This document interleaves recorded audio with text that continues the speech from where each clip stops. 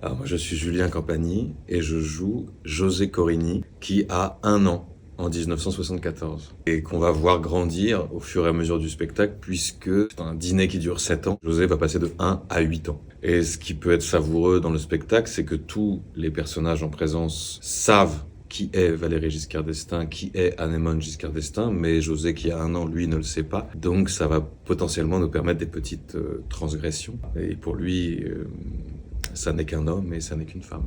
C'est un enfant qui va être passionné par la chevalerie et les chevaliers. Quand on regarde les catalogues de jouets La Redoute au fur et à mesure des années du septennat, quand on va jusqu'en 1980, ce qui est assez rigolo, ça raconte un peu l'évolution de la société. Et il y a un truc qu'on trouve dans le catalogue de La Redoute de 1980. Il y a un masque d'Émir.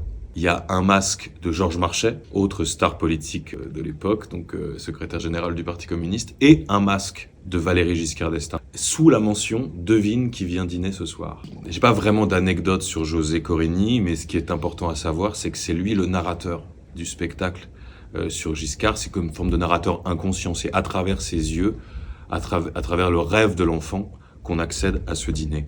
Et ce qui me permet à moi de faire le pont de mon travail d'acteur à mon travail d'auteur, puisque je coécris la série avec Léo.